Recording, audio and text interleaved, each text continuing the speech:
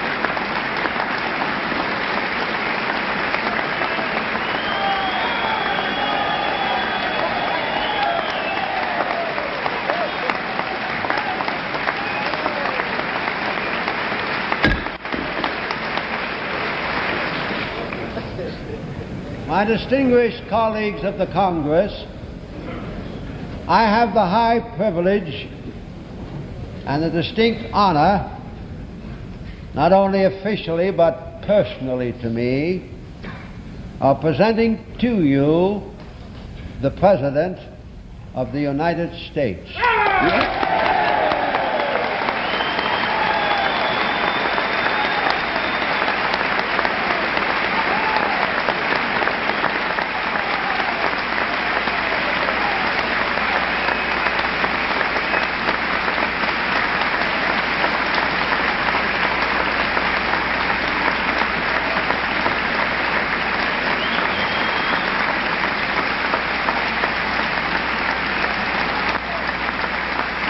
Speaker.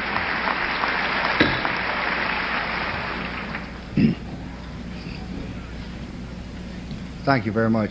Mr. Speaker, Mr. President, members of the Congress, and my fellow Americans.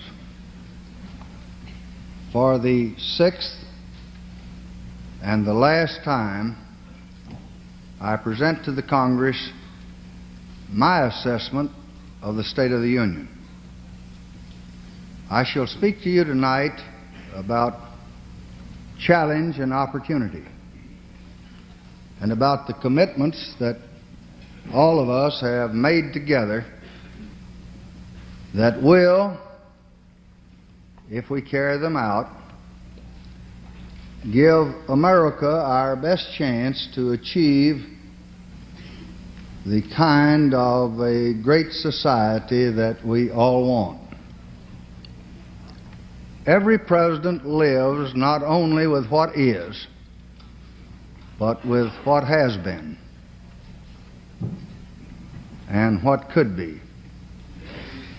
Most of the great events in his presidency are part of a larger sequence extending back through several years and extending back through several other administrations. Urban unrest, poverty, pressures on welfare, education of our people, law enforcement and law and order, the continuing crisis in the Middle East, the conflict in Vietnam, the dangers of nuclear war, the great difficulties of dealing with the communist powers, all have this much in common. They and their causes, the causes that gave rise to them, all of these have existed with us for many years. Several presidents have already sought to try to deal with them.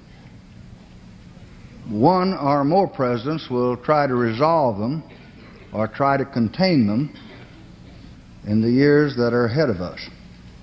But if the nation's problems are continuing, so are this great nation's assets. Our economy, the democratic system, our sense of exploration, symbolized most recently by the wonderful flight of the Apollo 8, in which all Americans took great pride.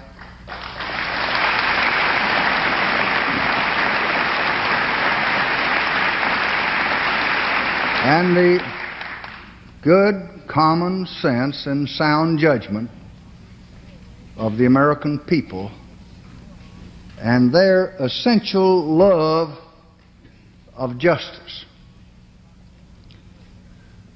We must not ignore our problems, but neither should we ignore our strengths. Those strengths are available to sustain a president of either party, to support his progressive efforts both at home and overseas.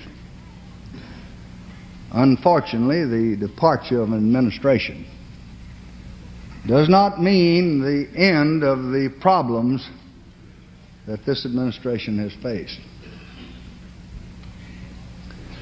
The effort to meet the problems must go on, year after year, if the momentum that we have all mounted together in these past years is not to be lost. Although the struggle for progressive change is continuous, there are times when a watershed is reached, when there is, if not really a break with the past, at least the fulfillment of many of its oldest hopes, and a stepping forth into a new environment to seek new goals. And I think the past 5 years have been such a time. We have finished a major part of the old agenda. Some of the laws that we wrote have already, in front of our eyes, taken on the flesh of achievement. Medicare that we were unable to pass for so many years is now a part of American life.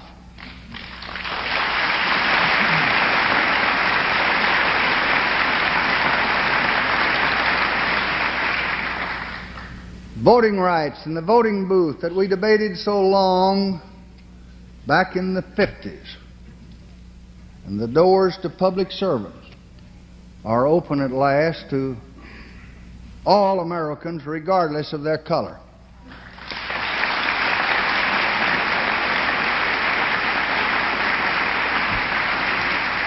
Schools and school children all over America tonight are receiving federal assistance to go to good schools.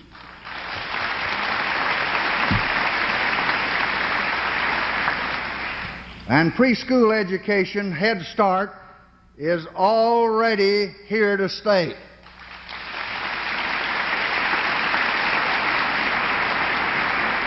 And I think so are the federal programs that tonight are keeping more than 1.5 million of our cream of our young people in the colleges and universities of this country.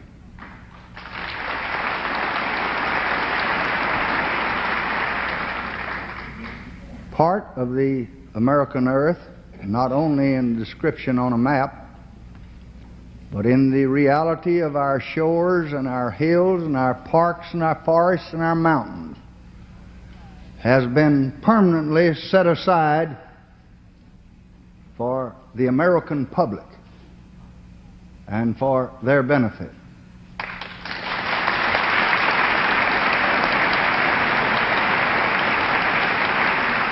And there's more going to be set aside before this administration ends.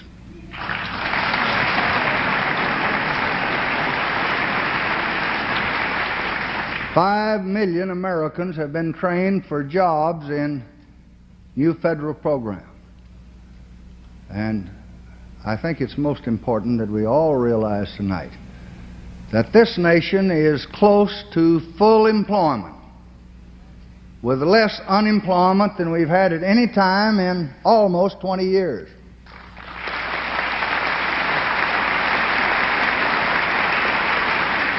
And that's not in theory, that's in fact.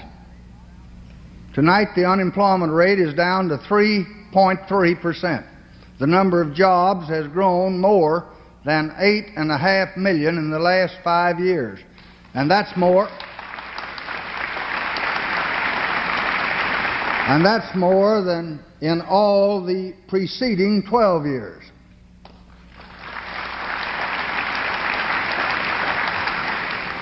These achievements completed the full cycle from idea to enactment, and finally to a place in the lives of citizens all across this country. I wish it were possible to say that everything that this Congress and the administration achieved during this period had already completed that cycle. But a great deal of what we have committed needs additional funding to become a tangible realization.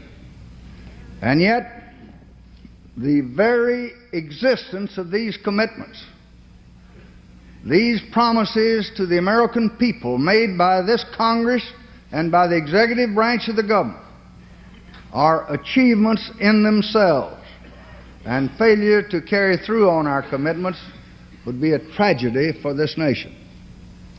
This much is certain: no one man or group of men made these commitments alone. Congress and the executive branch, with their checks and balances, reasoned together and finally wrote them into the law of the land.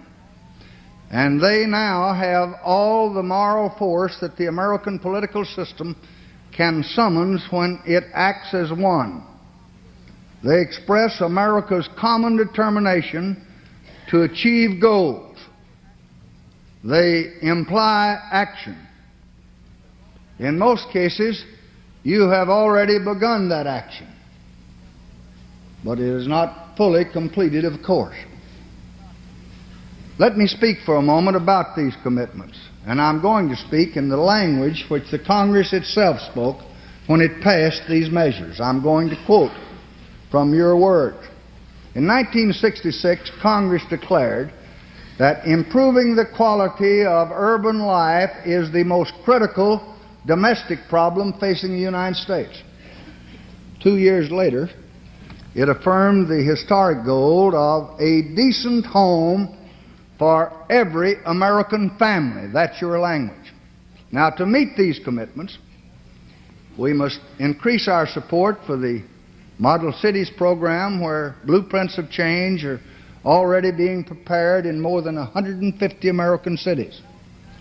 To achieve the goal of the Housing Act of 1968 that you just passed, we should begin this year more than 500,000 homes for needy families in the coming fiscal year. And funds are provided in the new budget to do just this.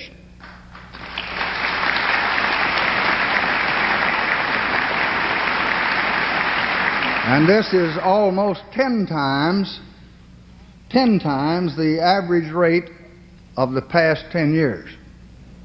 Our cities and our towns are being pressed for funds to meet the needs of their growing population.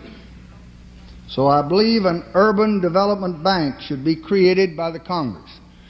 This bank could obtain resources through the issuance of taxable bonds, and it could then lend these resources at reduced rates to the communities throughout the land for schools and hospitals and parks and other public facilities. Since we enacted the Social Security Act back in 1935, Congress has recognized the necessity to make more adequate provision for aged persons, maternal and child welfare, and public health. And that is the words of the Congress. More adequate. And the time has come, I think, to make it more adequate. And I believe we should increase Social Security benefits. And I'm so recommending tonight.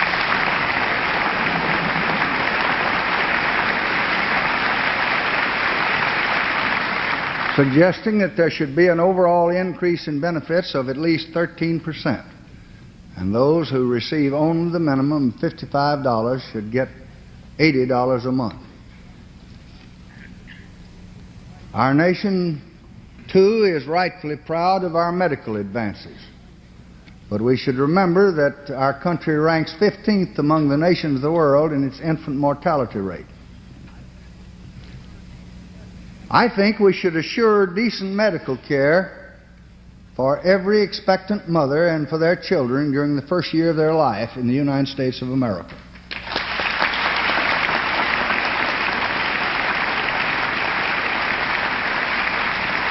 I think we should protect our children and their families from the cost of catastrophic illness.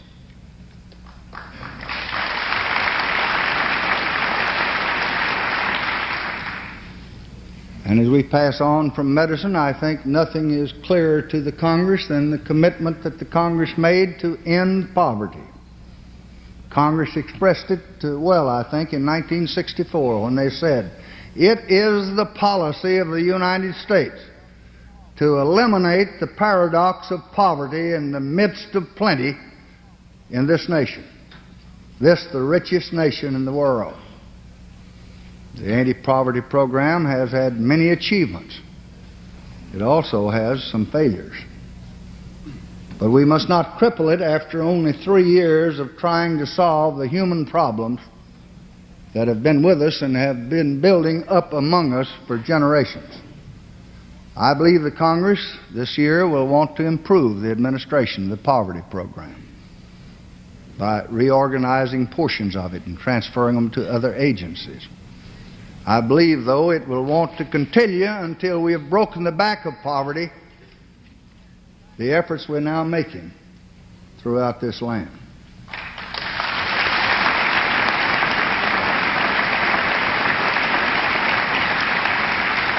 I believe, and I hope the next administration, I believe they believe, is that the key to success in this effort is jobs, is work for people who want to work. In the budget for fiscal 1970, I shall recommend a total of $3.5 billion for our job training program, and that's 5 times as much as we spent in 1964, trying to prepare Americans where they can work to earn their own living.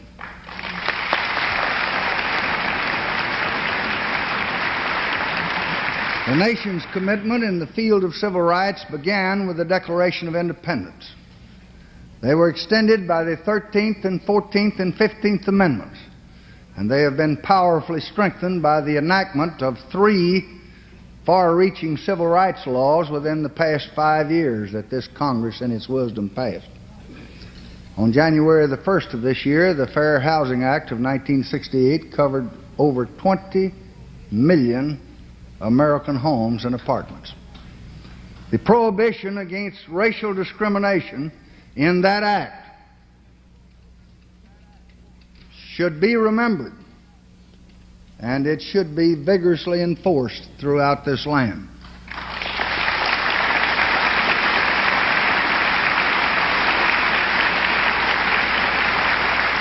I believe we should also extend the vital provisions of the Voting Rights Act for another 5 years.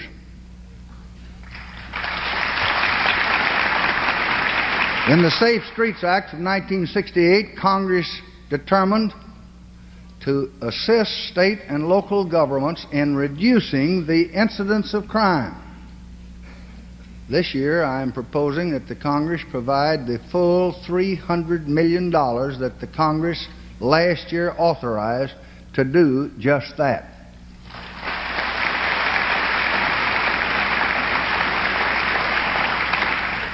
And I hope the Congress will put the money where the authorization is.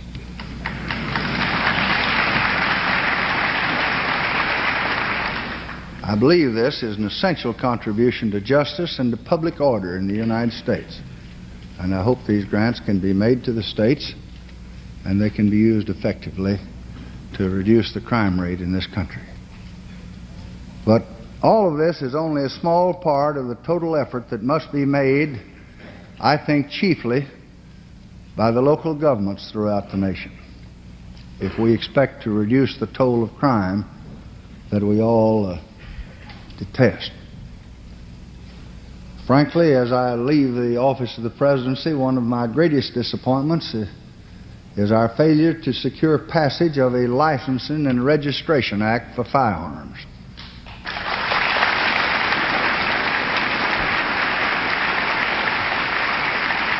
I think if we had passed that act, it would have reduced the incidence of crime. And I believe that the Congress should adopt such a law, and I hope that it will at a not too distant date.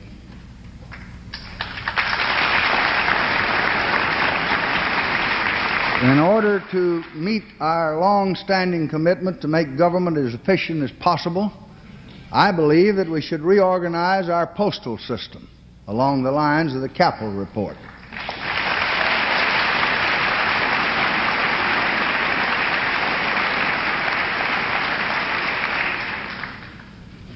I hope we can all agree that public service should never impose an unreasonable financial sacrifice on able men and women who want to serve their country. So I believe that the recommendations of the Commission on Executive, Legislative, and Judicial Salary are generally sound.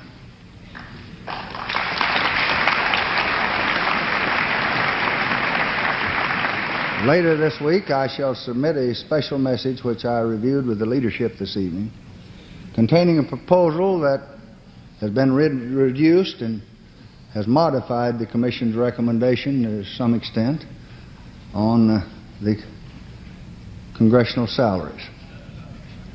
For members of Congress, I will recommend a basic compensation not of the $50,000 unanimously recommended by the Capitol Commission and the other distinguished members, but I shall reduce that $50,000 to $42,500.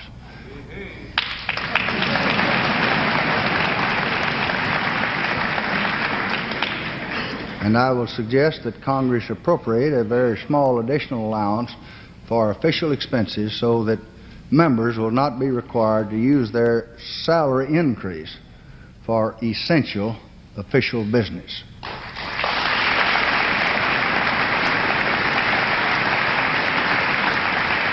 I would have submitted the Commission's recommendations except the advice that I received from the leadership, and that you usually are consulted about matters that affect the Congress, was that the Congress would not accept the $50,000 recommendation, and if I expected my recommendation to be seriously considered, I should make substantial reductions. That's the only reason I didn't go along with the capital report. In 1967, I recommended the Congress a fair and impartial random selection system for the draft. I submit it again tonight for your most respectful consideration.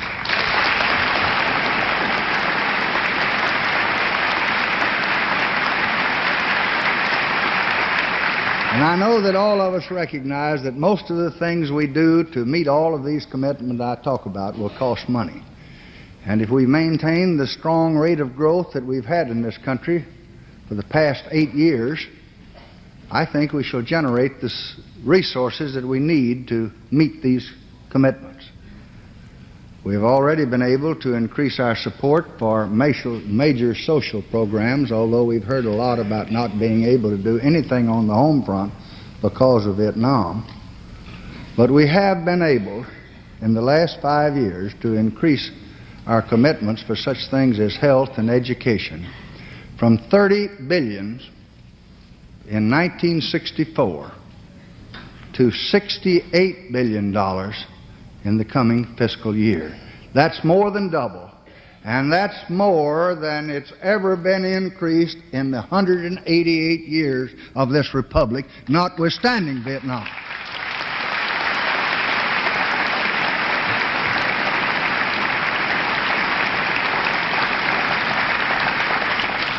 We must continue to budget our resources and budget them responsibly in a way that will preserve our prosperity and will strengthen our dollar.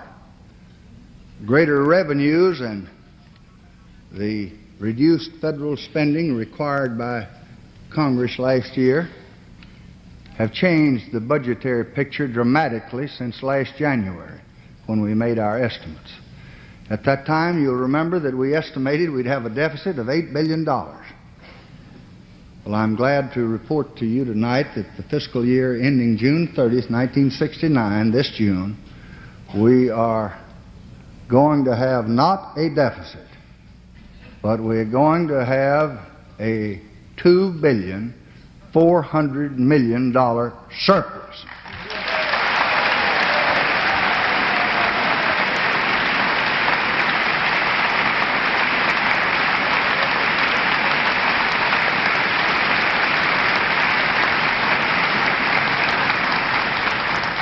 You will receive the budget tomorrow, but the budget for the next fiscal year that begins next July the 1st,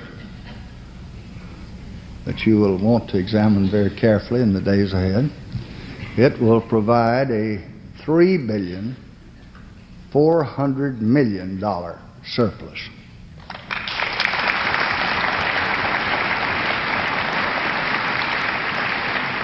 This budget anticipates the extension of the surtax that Congress enacted last year.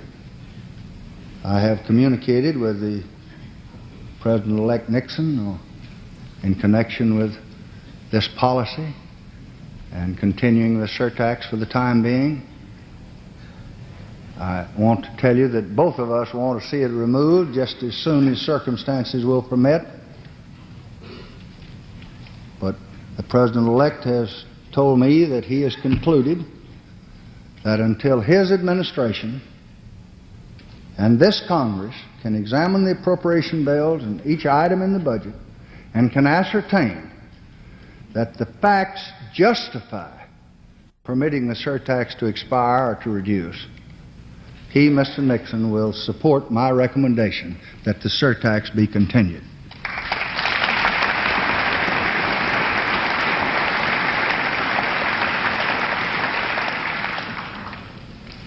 Americans, I believe, are united in the hope that the Paris talks will bring an early peace to Vietnam.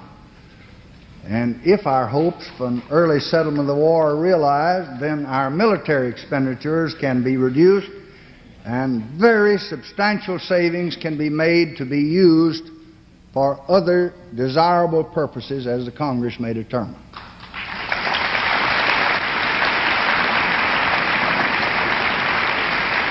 In any event, I think it's imperative that we do all we responsibly can to resist inflation while maintaining our prosperity. I think all Americans know that our prosperity is broad and it's deep, that it's brought record profits, the highest in our history, record wages. Our gross national product has grown more in the last 5 years than any other period in our nation's history. Our wages have been the highest. Our profits have been the best. And this prosperity has enabled millions to escape the poverty that they would have otherwise had the last few years. And I think also you'll be very glad to hear that the Secretary of Treasury informs me tonight that in 1968, in our balance of payments, we have achieved a surplus.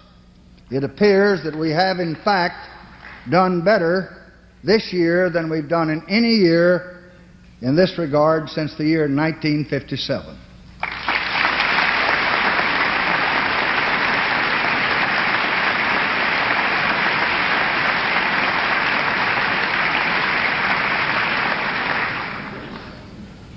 The quest for a durable peace has, I think, absorbed every administration since the end of World War II. It has required us to seek a limitation of armed races, not only among the superpowers, but among the smaller nations as well. We have joined in the Test Ban Treaty of 1963, the Outer Space Treaty of 1967, the Treaty Against the Spread of Nuclear Weapons of 1968, and this latter agreement, the Non-Proliferation Treaty, is now pending in the Senate, and it's been pending there since last July. In my opinion, delay in ratifying it is not going to be helpful to the cause of peace. Since last July. In my opinion, delay in ratifying it is not going to be helpful to the cause of peace. America took the lead in negotiating this treaty, and America should now take steps to have it approved at the earliest possible date.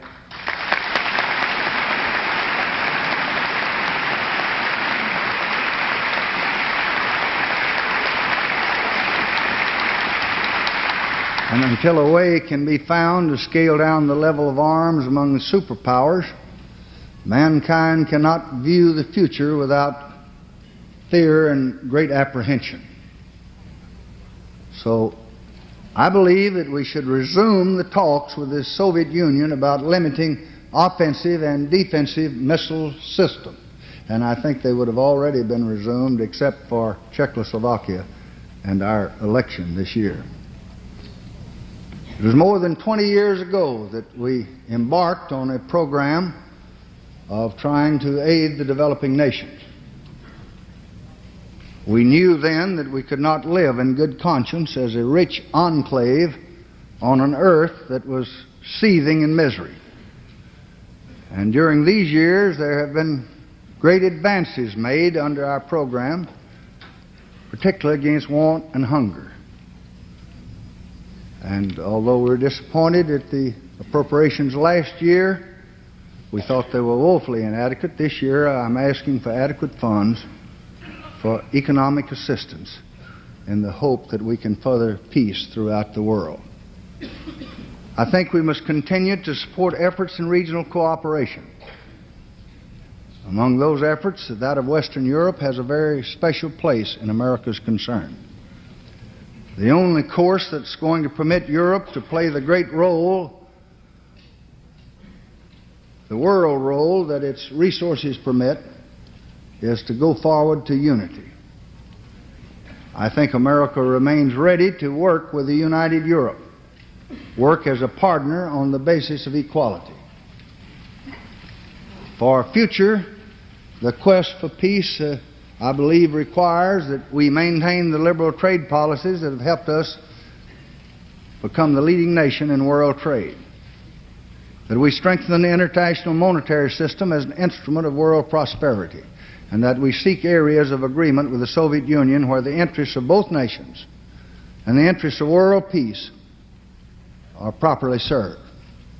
The strained relationship between us and the world's leading communist power has not ended, especially in the light of the brutal invasion of Czechoslovakia. But totalitarianism is no less odious to us because we're able to reach some accommodation that reduces the danger of world catastrophe. What we do in the interest of peace in the world. And we earnestly hope that time will bring a Russia that is less afraid of adversity and individual freedom. The quest for peace tonight continues in Vietnam and in the Paris talks.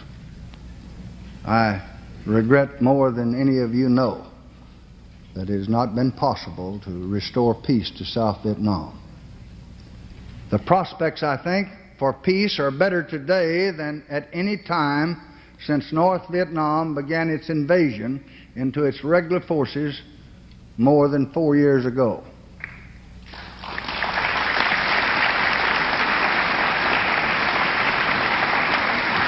And the free nations of Asia know what they were not sure of at that time, that America cares about their freedom, and it also cares about America's own vital interest in Asia and throughout the Pacific.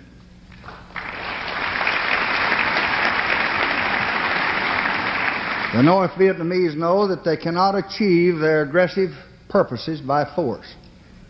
There may be hard fighting before a settlement is reached, but I can assure you it'll yield no victory to the communist cause.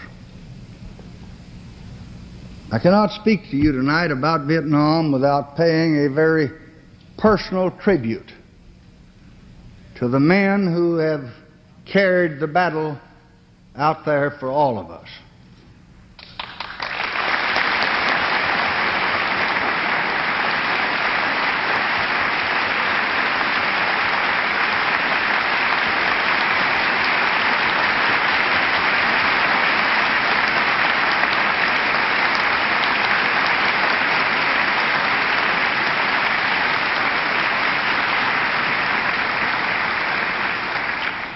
And I have been honored to be their Commander-in-Chief.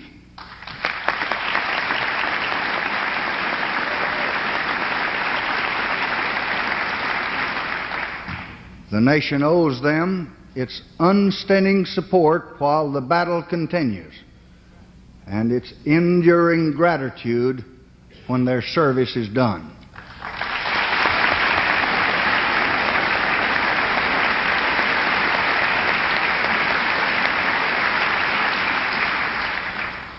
Finally, the quest for stable peace in the Middle East goes on in many capitals tonight. America fully supports the unanimous resolution of the UN Security Council, which points the way. There must be a settlement of the armed hostility that exists in that region of the world today. It is a threat not only to Israel and to all the Arab states, but it's a threat to every one of us and to the entire world as well. And now, my friends in Congress, I want to conclude with a few very personal words to you. I rejected and then finally accepted the congressional leadership's invitation to come here to speak this farewell to you in person tonight. I did that for two reasons. One was philosophical. I wanted to give you my judgment as I saw it on some of the issues before our nation, as I view them before I leave. The other was just pure sentimental. Most of my life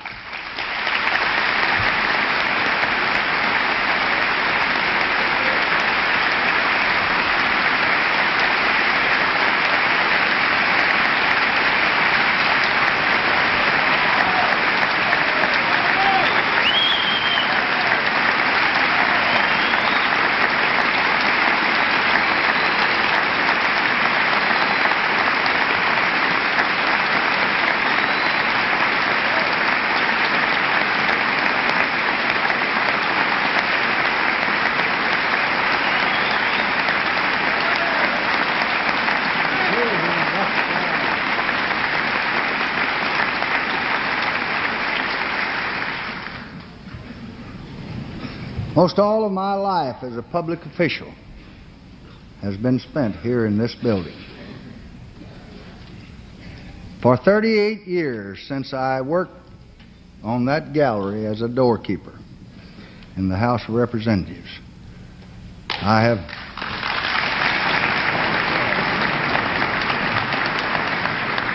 have known these halls, and I have known most of the men pretty well who walk them. I know the questions that you face. I know the conflicts that you endure. I know the ideals that you seek to serve. I left here first to become Vice President, and then to become, in a moment of tragedy, the President of the United States. My term of office has been marked by a series of challenges, both at home and throughout the world. In meeting some of these challenges, the nation has found a new confidence. In meeting others, it knew turbulence and doubt and fear and hate. And throughout this time, I have been sustained by my faith in representative democracy, a faith that I had learned here in this Capitol building as an employee and as a congressman and as a senator. I believe deeply in the ultimate purposes of this nation, described by the Constitution, tempered by history, embodied in progressive laws, given life by men and women that have been elected to serve their fellow citizens. Now, for 5 most demanding years in the White House, I have been strengthened by the counsel and the cooperation of 2 great former presidents, Harry S. Truman and Dwight David Eisenhower.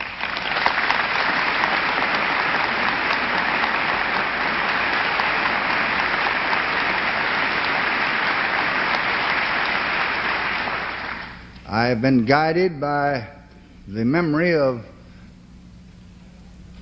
my pleasant and close association with the beloved John F. Kennedy.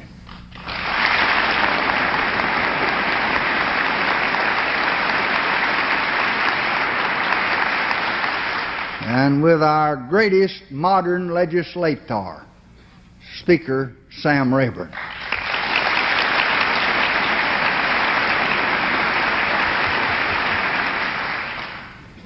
I have been assisted by my friend every step of the way, Vice President Hubert Humphrey.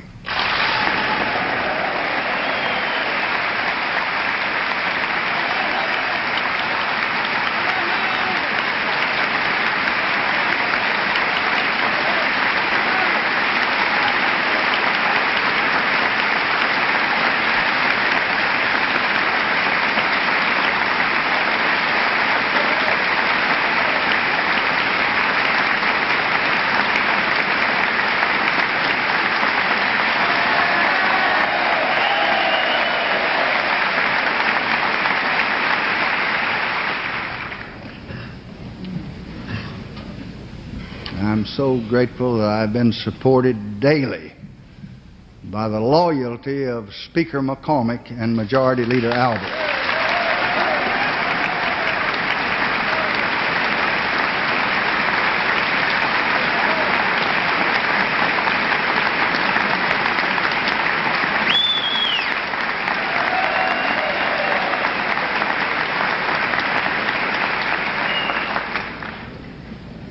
I have benefited from the wisdom of Senator Mike Mansfield.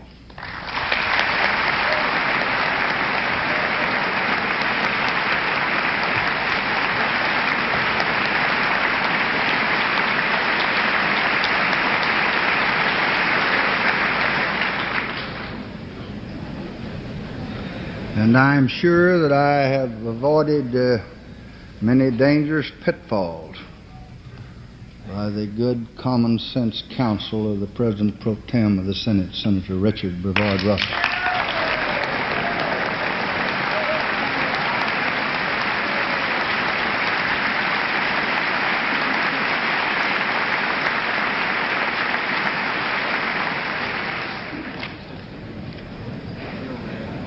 I have received the most generous cooperation from the leaders of the Republican Party in the Congress of the United States, Senator Dirksen and Congressman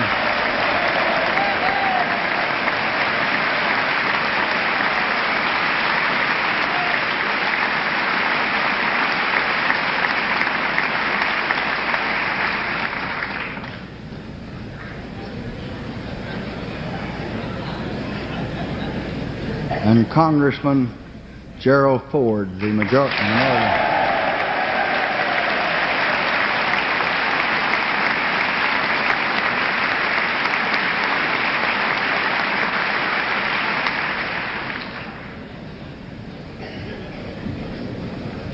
No president should ask for more, although I did upon occasion. But few presidents have ever been blessed with so much. President-elect Nixon, in the days ahead, is going to need your understanding, just as I did. And he's entitled to have it.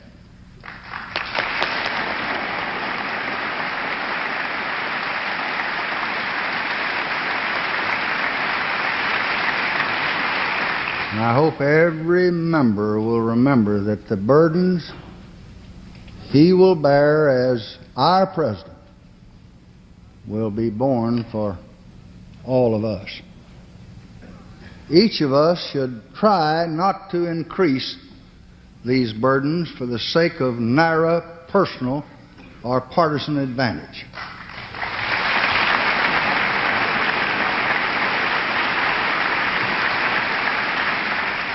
And now it's time to leave. I hope it may be said 100 years from now that by working together we help to make our country more just. More just for all of its people, as well as to ensure and guarantee the blessings of liberty for all of our posterity. That's what I hope. But I believe that at least it will be said that we tried.